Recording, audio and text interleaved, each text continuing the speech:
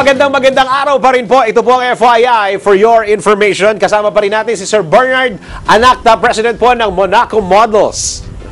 Ako ba tinitingnan nyo? Ano ba produkto pwede sa akin? Pwede ba ako sa kabaong? Hindi naman. Hindi naman.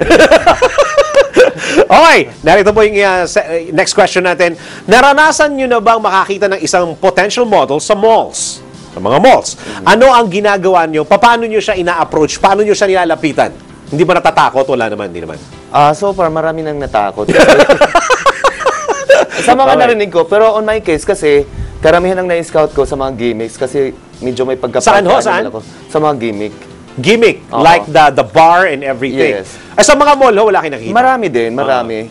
Pero normally talaga, kasi ang market namin ay mga teenager tsaka mga yapi. Okay. So, karamihan ng mga discover namin ay mga nasa mga bars. Okay, okay. So, paano nyo na-approach, sir?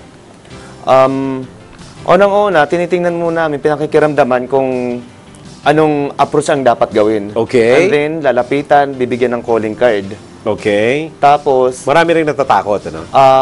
The usual yan. The usual, yeah. Kasi nga, may mga incidents before, nung nakarampang like way back in late 90s. So, tumatalim pa rin sa isip parang alam ko yan, ah. Pero, normally naman hindi. Lalo na yung mga kolehiyala. Okay lang sa kanila. Walang problema. Oo. But the thing is, like, pag nagbigay ka ng calling card, not all of them will give their number. Parang tatakot din. Oo. So, inaano rin muna. Ano sinasabi mo, sir? Paano sinasabi mo? Anong kunyari, pasok ka sa isang bar, nakita mo siya. Paano mo ano una mo sasabihin, sir?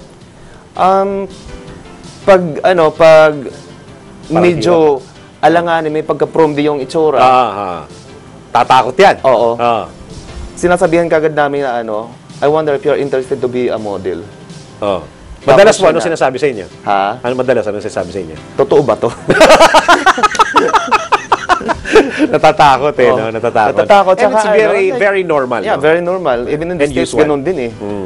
Hindi kagad, kasi isang stranger, bigla kang lalapitan para magpakilala na agent. Oo nga, correct. Kaya, sa ang ginagawa namin, meron kaming tactics na ginagamit para at home sila kaagad pag was nakausap namin. Lalo pag nakita yung website na sa calling card, so yun. Na-authenticate, parang ganun, parang nag-iimbestiga pa no? Okay, yan po mga bagay na kailangan nyo malaman, how to spot a model. Ako pa rin po si Dennis Antenor Jr. para sa FYI for your information.